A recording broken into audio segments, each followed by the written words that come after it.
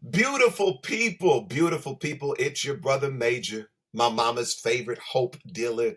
And I want to welcome you to yet another episode of The Hope in Between with me, Major, and my sister Eunice Elliott. Eunice, how are you feeling today? I feel good. It's a rainy week here in the Hmm. South, but I'm off for a few weeks from touring. So I've just been, I love doing my home stuff. I think I might really be an interior designer. That's what I've Mm, decided at this do point. I tell. really do. Well, it's like I'll have a vision for a space in my house, and I've been in my home for 6 years. I decorated it 6 years ago with a vision, and have not touched it or changed it since. And now that I'm back from leaving my house to be in Los Angeles for over a year, it's like now I see my house all anew. Living in a shoebox will do that. Will make you appreciate, oh Oh look, I have yeah. a hallway.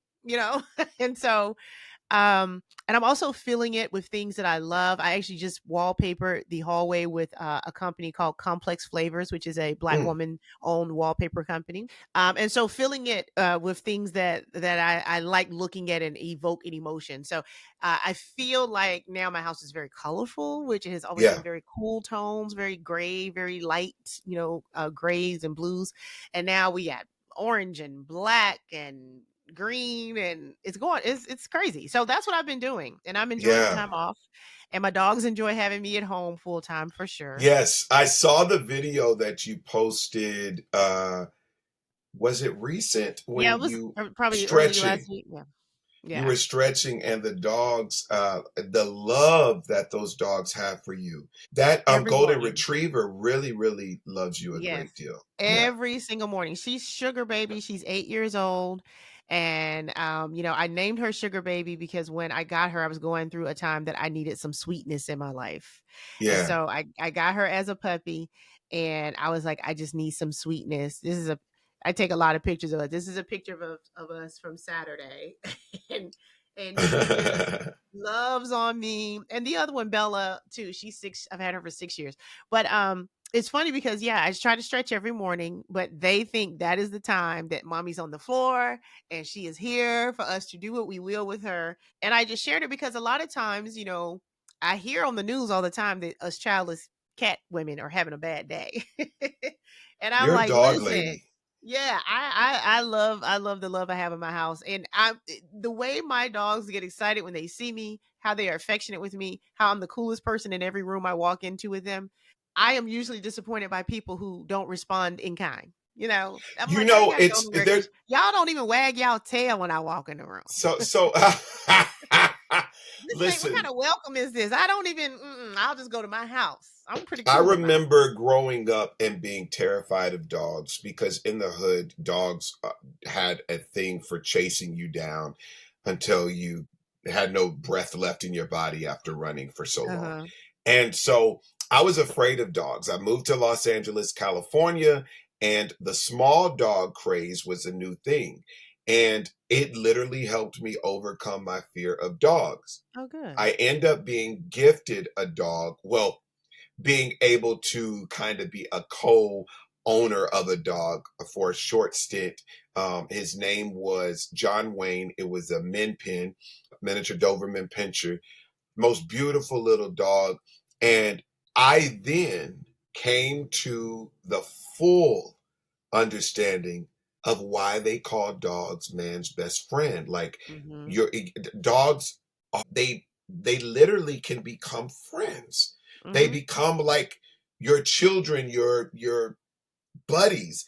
And Yeah. I started understanding how, my friends and their dogs, women and men just embrace them like they're literal humans almost. But it's And literally something you can't do if you haven't done it, right? Because people are like, oh, you got that dog on the couch. Oh, them dogs. And it was like, until you have experienced one, yeah, there's no way for you to have an understanding. Because sometimes it's I will even still with yeah, two, I'll think that's so crazy. I have two animals, like animals that live in my house. Like yeah, sometimes they're not my babies. I'm like, look at these animals. But when dogs, my mom always says dogs are God's greatest gift to people, because there is this, I think it makes me be more intuitive to people, because dogs can't yes, say, hey, I need water. Hey, I need this. Hey, my leg is hurting. You have to pay attention. You have to anticipate their needs. and just act accordingly. And so I think it helps me engage with people and saying, okay, they didn't say anything was wrong, but I can tell they're a little different. Their energy's a little off, and I it just I causes me to investigate a little bit more. Yeah. I'm telling you, your mom is right. I do believe that dogs are God's gifts to us. It's a weird connection that I understood greatly. I was just like, "Yo, this is really really cool." I'm so And glad you got John, to have that, especially from going from fearful, not just you don't have a I was dog, but going from terrified. fear. Oh, well, I'm that's talking about huge. I love that for you. terrified. But I did get over it, and I had John Wayne for a good minute, and I had to return him back to the owner because my roommate wasn't quite acclimated to having a dog. But Hmm. it was just a great experience. So I understand it, I get it, Hmm. and I honestly can see how a person can prefer dogs over kids and Hmm. vice versa. Like I can see both. Yeah. Like I Yeah. literally can understand it. I don't understand how people prefer cats over dogs. I can, I've had cats before, not for a long time. I had a cat in college that I actually had to take back to the pet store. Somebody gave it to me for Christmas, and I was like, "Can y'all take this cat back? It's trying to kill me in my sleep." They're Um, mean. They're mean, you know slick, what? Well, let me say this. disrespectful. No, let me say this about cats. In defense of cats, even though I don't have any, I think it's the same reason why cats are always catching the stray bullets when men try to denigrate and disrespect women. They say, "Oh, that's why you're gonna die by yourself with all them cats." They always throw cats into it. They really trying to say something about the woman that is ignoring them, but then they say, "But all them cats." Cats have this autonomy that men hate. And men see cats as mean and rude and disrespectful. It's just cats don't give you a lot of access to them, and that triggers a lot of men because it reminds them of women. So go over there and die with Well, all your cats. I'll just say I know women that do not like cats as well. So what are you No, I'm saying saying there? cats are more of an acquired taste for sure. They are an Acquired taste acquired taste. I for sure. think that dogs are the premier choice, and everything else falls there under. Well, I would agree. But These are my dogs. That's Bella. That's Sugar. That's yeah, their they what they probably look hear like. you now saying their names. They're probably gonna be running I in know, there right? any minute. Please stop. But I I should get a honestly, children's book series of those animals. so recent. Oh wow, yeah. So recently I saw a video, actually just yesterday, of a man getting on the plane with his dog. It was a great day. Oh wow.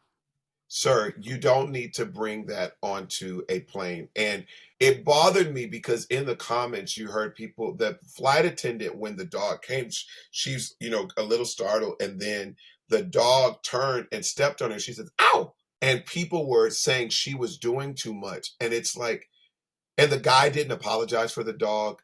That bothers me when people think that everyone should acclimate Right. to a position of comfort and Public ease spaces. Yes, I in agree public spaces. wholeheartedly. I think it's rude. I think it's No, I agree. disrespectful. I agree a thousand Okay, percent. well, Now, my cool. dogs go with me. Like if I take my dog somewhere, that means I'm driving, and that Hmm. means we're probably in an Airbnb. I really don't even like going to hotels with them, right? We just Uh-huh. because if they put you in a hotel and they know you have dogs, they put you in the dog room and it stinks. Okay, so Oh, I really? generally There's will a get a dog room at hotels? yeah. If this says pet friendly, they put you in the dog room, and I have had to check out of so many hotels because they put me in the dog room with my dogs. And you walk in, you're like, this is the room where y'all let dogs be in here. I did uh-uh. not know that Mm-mm. existed. Yes, yes. If it says pet friendly, bring your pets. More than likely, there are certain rooms they've designated as the pet friendly rooms, and that means they smell like dog piss. Well, So a lot of speaking, times, I will get an Airbnb that allows pets, and we will drive. So we drove to Los Angeles from Alabama to and fro. I'm not the person that's going to take my dogs to the restaurant. I'm not going to take them to the grocery store. I take them to dog places, or I take them where I am, but not with people. So no, I don't think people should all have to just accept and accommodate your animal in public spaces that they came to without a dog, myself included. I don't want to see your dog. I left two at the house. Please get your well, dog out. that I think that's a beautiful thing and beautiful perspective and very responsible perspective to have as a dog owner. But also, as you speak of smelling dog poo and piss, um, Please. I think we need to do what we do every episode, and that's take a moment to catch our breath. Yes, please. And hopefully, what we're taking in is not as foul as what the dog releases. So on the count of three, beautiful people, let's collectively take a deep breath in. 1, 2, 3. And let it out. 1, 2, 3. Now let it out. This time, I want you to consider all the things that are on your plate. And for some, I know it's a lot. If it's family, if it's work, if it's finances, if it's new vision, new plans, frustration, difficulty, challenge, triumph, successes, whatever it is, take it all in. 1, 2, 3. Now let's let it out. To the one listening and to the one watching, that right there is surrender. You have just released it back into the hands of a power greater than you. Life is going to life. Circumstances will circumstance. But what we cannot do is get so caught up in trying to weather those things that we forget to catch our breath. Being present in it is the gift. That's the gift, beautiful, beautiful people. And I want to encourage all of us to lock into the gift that is breath. Take a pause. Allow your mind to reset. Embrace the grace to begin again. You're welcome. All right.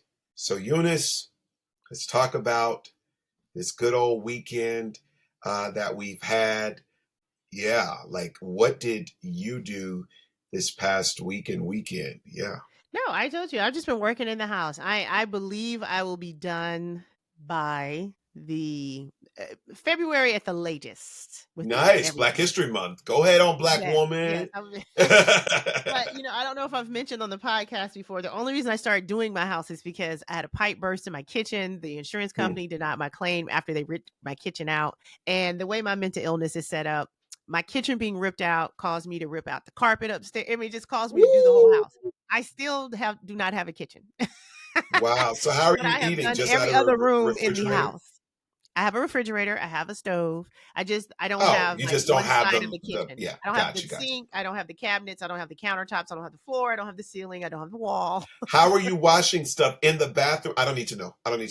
I'm proud of you. We need to hurry up and expedite this renovation. Right. Well, the thing is, it was a lot of things that were going on in between that. My mom needed some help. Hey, Then mama. we started having all these handymen take advantage. So I would like go to Thumbtack or something, and then people would take my money and then not show up to fix the stuff, So I've just had a little trauma, and the kitchen was the big lift. Everything else I've done myself. And Yeah. so it was painting and changing. So I felt confident. And so now I told you about my handyman. And so we are going to start in January. Who is the man? He's doing the dang thing, and we're really happy that we're you have going for someone it. you can trust. Yeah. Yes. So I'm very excited though. I want to tell a story about it that I don't know if you want me to tell, but I'm going to tell it. So anyway, Wait, is this something that can it's go about something into in the our theme? house. What did you do this weekend? Yeah, that's all I'm saying, because I have a feeling it's something that is Yes, going to it be has something to do with what we're going to talk philosophically about today. encouraging. Exactly. But Exactly. what did Okay, you do this so weekend? I completed something really cool. What does that Okay. say? Oh, some way, somehow, the play. Woo! MVP. Yes. Were you showing me Success. that earlier and I didn't make a comment, or were you just stretching No. it? I was just seeing how it framed in the Okay. video so that when it was time to record, I could show it and it made sense. Okay. How So did it go? some way, somehow was a huge success. I was super honored by the call from my good brother, Anthony Brown, who is a gospel artist. He and Joshua Jenkins wrote a production that they have had going for, I think, 15 years now, called Some Way, Somehow. It's a Christmas production, full out musical stage play, very high level, very professional, very impressive. And I was one of the three magi, also known as the three wise men. I was male, almost felt slightly typecast, although, because he was this, the hilarious comedic timing, the comedic relief, I should say. But I mean, he was a little airhead, and I don't know if I can connect to that. Um, Well, Eunice, okay. watch it, Eunice. And so, no, but it was a huge success. It was a lot of work, um, a lot of work. It was not your typical church play. No, not to typical church plays, but this can compete for Broadway, and I really hope that they actually workshop it for Broadway very soon, because I can totally see folks from all over the world running to get to see some way, somehow, the musical on Broadway. I can see it. Wonderful. You can Um, see it. yeah, I can see it. I also did some interviews in DC. We had, what did we have? Oh, I think I talked about it. I did a new interview with Wisdom Martin. You know that I did another project, another interview for the I Prayed for You press tour. We're, working that and telling everybody about my new song, I Prayed for You, which is available everywhere you get your music. And it's Hmm. seeming to impact well and strong. A lot of people are embracing it. I'm excited. I'm grateful. Yeah, so that's what kept me busy. The Mrs. flew up to DC to join me to check it out. She enjoyed it. I had a lot of friends out there. I'm just grateful. I'm Now you had a lot of concerns about memorization and all that. Did all that just fly away from you once they said action? So let me tell you, I actually mastered, as close to mastery as possible, the part of male. But Okay. remember, I think I was sharing with you, they had me doing two roles. They initially wanted me to do two roles. And that was also of the Archangel Gabriel, who has an 11-minute song that is both Right. talking and singing. And it's like two songs in between. It's an incredible number, but it is a lot of work to learn. When I tell you the age 40 hit me like nobody's business, where I could not retain my short-term memory on lyrics and stuff. Hmm. I hadn't had an anxiety like that in years. And I had to tell them 2 days before the show, I'm sorry, I don't have it. I promise you I can deliver well on the other character, but it's just not sticking. And they appreciated me for pulling them to the side on that. And they ended up getting one of the guys that played Herod. His name is James Murphy. That boy is tough. He was great, and he was one of the first to play that Archangel Okay. Gabriel. So Uh-huh. he knew the part, but it ended up coming together pretty strong. And yeah, so I'm glad it still worked out. But I Wait, had when you that were watching pressure, him do that 11-minute song, were you feeling like, you know what, I could have done it, or you feel like, whew, I'm glad they got somebody else to do it. relief. Relief. I was saying with some more time, because think about it, I only had like 3 weeks to learn all of Hmm. this stuff, and not being in DC with the cast and with Right. the band and everything. That's tough. That's tough Yeah. stuff. Yeah. It wasn't simple. Um, but yeah, so that was my weekend. It Well, was a congrats, success. bravo. I'm Yeah. sure. I'm sure there will be an encore some way, somehow. I see what you did there. So let's get into the theme for today. Do you want to read what that theme is, Eunice? Read it. No, I don't want to I read don't it. like how you paraphrase all the time. You just be paraphrasing. I'm I like, do you had paraphrase. you You had know I such a paraphrase. perfect title, and then every single time, and I'm always having to say it after you the way that you Right. wrote it, because it was so brilliant. And then you just like, yeah, basically this. Right. And I'm Well, just like, because I just write it for it to be on the page. I always feel like we're more powerful than the page. okay, knock it off. Do you consistently set yourself up for success or failure? Self-sabotage is the theme. Looking to 2025 goals, suggestions that have worked for us in attaining our goals so far. So again, the question is, do you consistently set yourself up for success or failure? Self-sabotage. Let's talk about it. Okay, so Eunice? let's use that role. Okay, you had a lot of extenuating circumstances, 3 weeks to learn 2 roles, including an 11-minute song. Now, someone else, let's say you, if you had 3 months, do you feel like you would have started learning it before 3 weeks before showtime? You know how people procrastinate and say, Absolutely. I do better when I jam. You know, some people will have the time to prepare, but still won't prepare until it's a jam.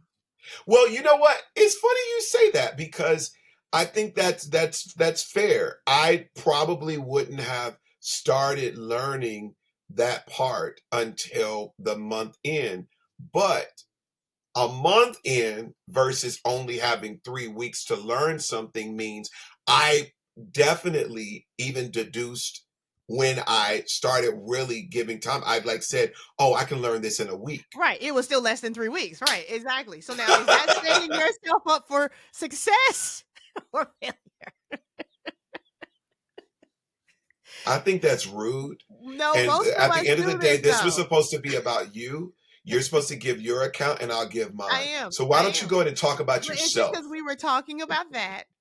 And I think that is something most of us do. I do that. Like if I know I have to be somewhere at 5, if I know the podcast and we're going to record at noon, I probably won't actually start getting ready for it in any way until about 11:45. Yeah, same. Okay. Now, I know it's going to be at noon, so I can start at 9 and just have it set up and ready. Or I could, and so I think it's so many of us in our lives. Are we setting ourselves up? Because what is this rush about? I got it done by the skin of my teeth, and so I'm looking forward and I'm looking ahead. I like to be prepared. I like being at the airport 30 minutes sitting at the gate. I like to have time to breathe, but consistently I usually won't give myself the opportunity to enjoy the time I have to be as prepared as I could be for various opportunities. I think that I do sometimes set myself up for success. I think my internal dialogue and overthinking can Hmm. sometimes work against the success of a thing because I'll tell you what I wrestled with. I'm exposing a lot, but with this part in particular, I felt that I let them down. And that was the pressure of trying to get it because all I could hear was they are paying me to do this job that I agreed to before knowing that it was 2 parts. I didn't know Hmm. that. But I didn't say, hey, I can't do 2 parts once, I did find out that it was 2 parts. Hmm. I was thinking, okay, surely if it's been done before, because David Mann played those 2 characters the year before, and he executed extremely well. I was just like, then I can do it. I can Hmm. definitely do it. I felt like I was letting them down. And then I started having a paranoia that they had an issue with me. Mm. I literally After you felt after this. you told them you couldn't do the other role. Okay. Yeah. And I started like feeling like everything, like, not realizing that there's a perspective of these two very busy folks that are having to oversee 200 cast members, 200, over 200 cast Mhm. members, were probably focused on other things. And I was not their primary focus every single time.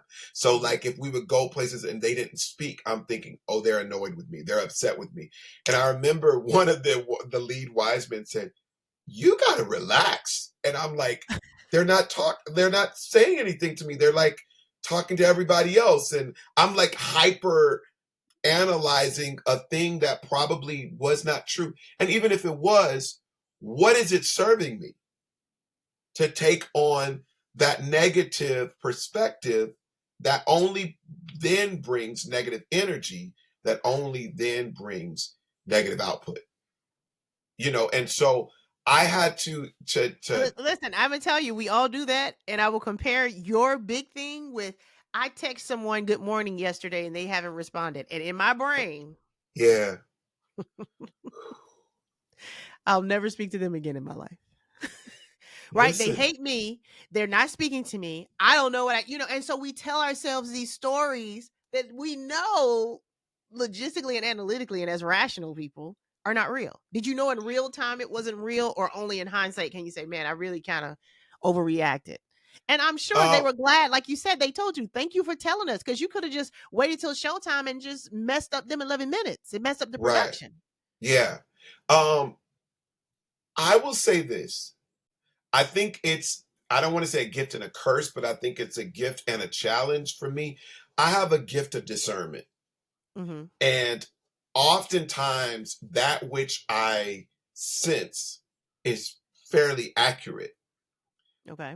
However, even if I'm sensing that they may not be speaking to me or focused on me, does not mean the reason why is because of whatever I'm thinking.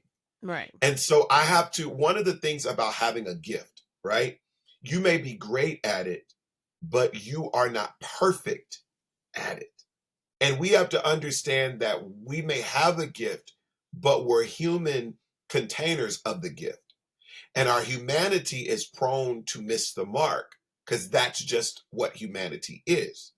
It's a flawed reality, beautiful creation, but it's flawed. Like it does not get everything right.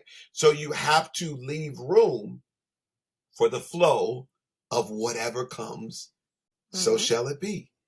Mm-hmm. And and for me, I didn't make room for, yeah, maybe they're not talking to you right now because you just presented them with another challenge that they now have to then focus on the other challenge. So maybe it's not personal that they want to hurt my feelings. They're like, I got to figure out how to fix this. Mm-hmm. That makes a lot of sense. And I know that one of the things that I always want is for people to give grace to me Mm-hmm. for the misunderstandings that they may have of my intention and whatever. I gotta be quick to give it if Mm-hmm. I'm quick to want it. Yeah. Yeah. And that's the thing. And because so in hindsight, I don't know if I was fully wrong, but I do know that I wasn't fully right. Mm-hmm. Okay.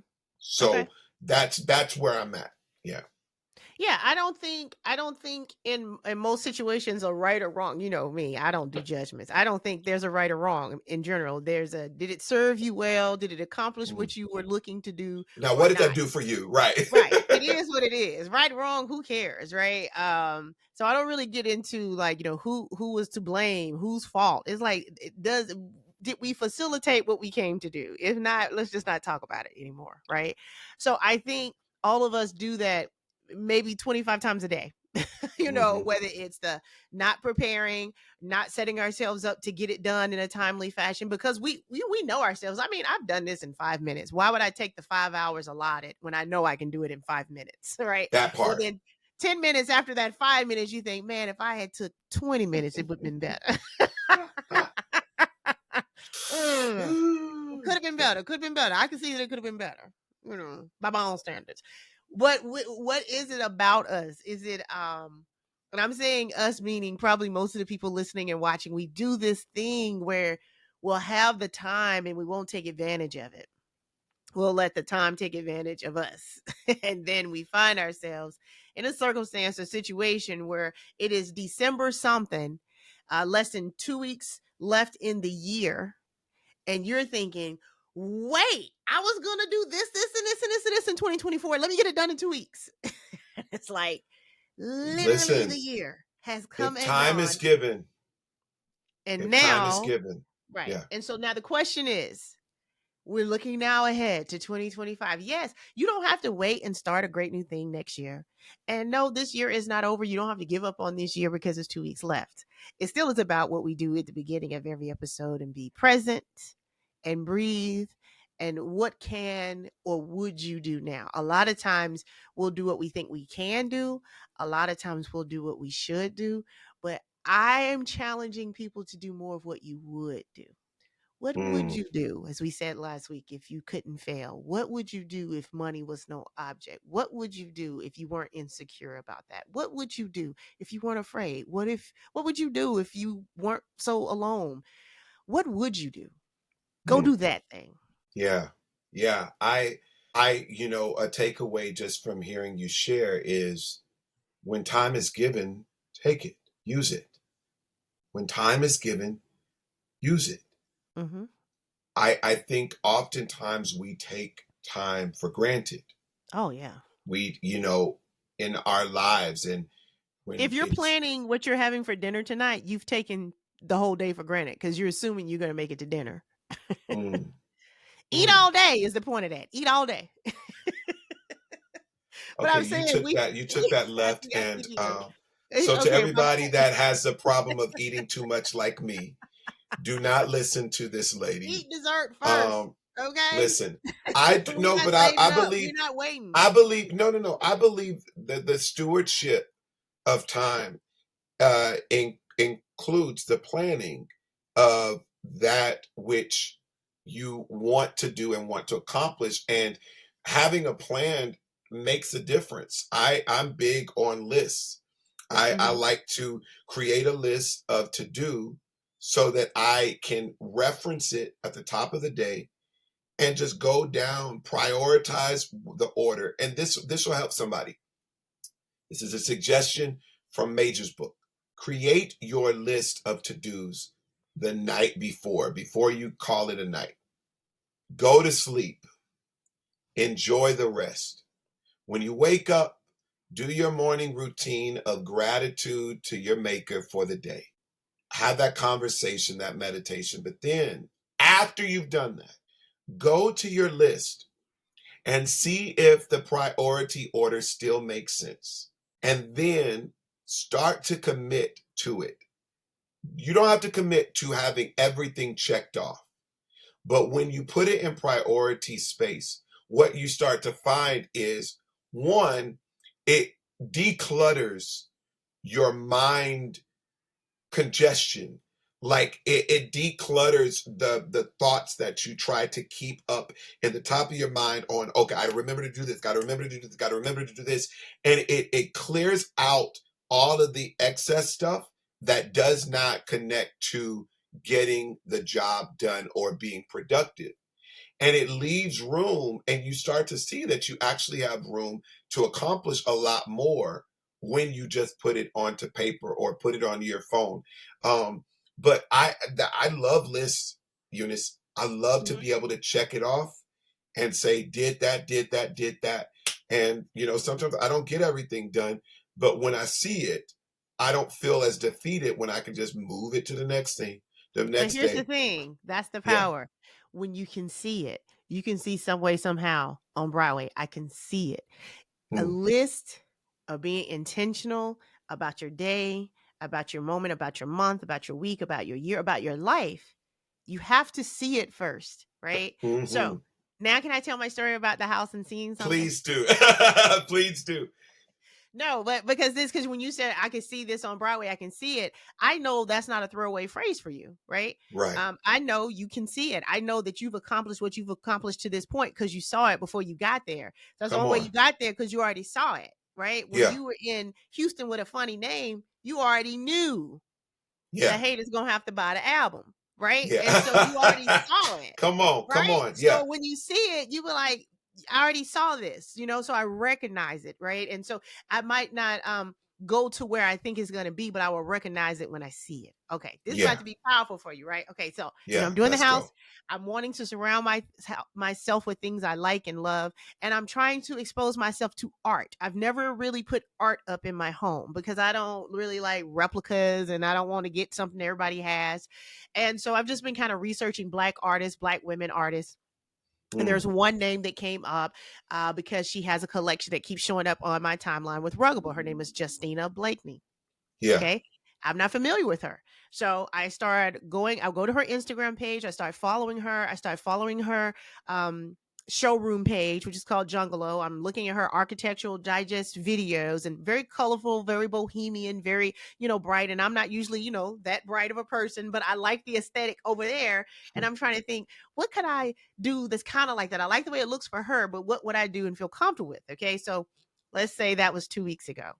The following week, I am at Home Depot getting some paint, and right next to Home Depot is this place called Crestwood Pickers. It's like an indoor flea market, and I Yeah. love that kind of stuff. I love cruising through other people's stuff and junk because it's like, ooh, they didn't want this or didn't need this or whatever. Okay, so as Right. I'm cruising in this flea market that I had never been in this one before, I had been in a similar location in another city.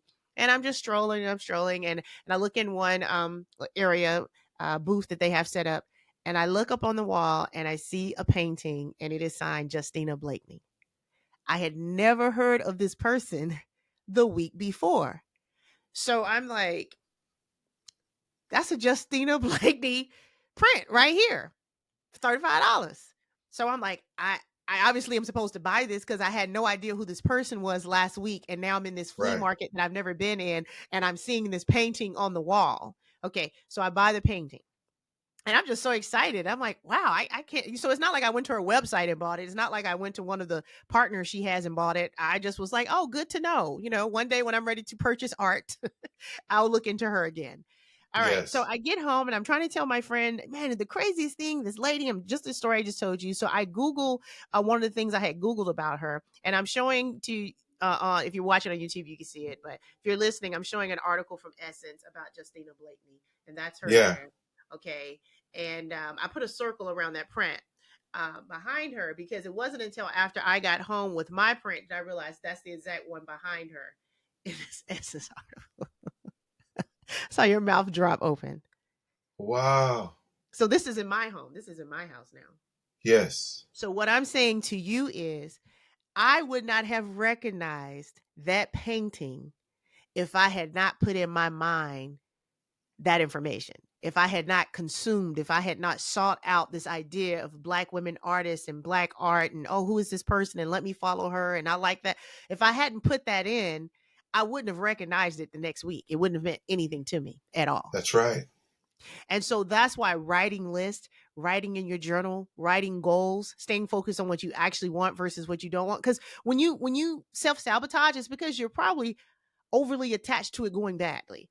See, I told you. See, I knew that. See, didn't Or I? Something overly told me. attached. Or overly attached to it Overly going the attached way that you think that it that it should has to go. go, right? Right. Yeah. It's going to go the way it's going to go because I could have gone somewhere. Now, since I have purchased that painting at that flea market, I can't find that print online for purchase. I've been trying to figure out like how much would it have cost? Where could I buy this? I can't find it online Wow. to purchase. Okay.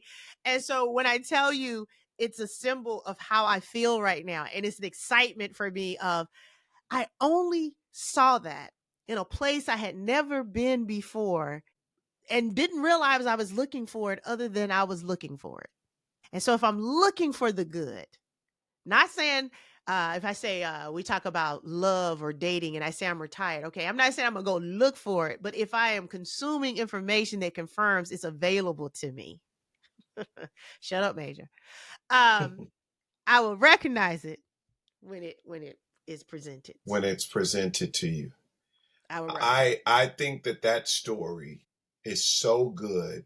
It is going to help a lot of people because it says a couple of things. It says clearly what is for me won't miss me, it. Mm-hmm. and that you should always remain available for how a thing will come to you. Stay available for how the answer will come Mm-hmm. because you saw it, you circled it, lifed, you found it.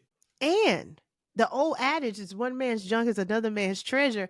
Sometimes we get caught up on what something looked like to somebody else. Somebody won't even go into the flea market because this is all somebody else's junk and trash. I don't want it. They don't want it. I'm saying find your own value in things. Determine what you find worthy for you in your life. And it might not look like what your friends or family or social media is saying is hot. But this is what I like. It's the same way as a single woman. We were talking about the dogs. I've had so many, man, you and them dogs. I've had people say, you're going to have a hard time getting somebody with them dogs. I say, well, thank goodness. Right? Huh. Oh, well, then it's working because why would I not have something I love and cherish in the hopes that somebody else would see value in me without me having the own value in myself? And so many times, oh, well, ain't no man gonna want you. You done already bought your own house. Well, and all the stories people tell you to make you feel Based like, on the limitation of their greatest experience. That is another self-sabotage. People often judge based on the limitation of their greatest experience. They mm, often make decisions based on the limitation of their greatest experience. They often give advice based on the limitation of their greatest experience. We often choose to believe based on the limitation of our greatest experience. But if you are seeking something that has not been done yet in your life, you cannot only reference that which has already happened in your life to be the only confirmation or information to get to the new thing.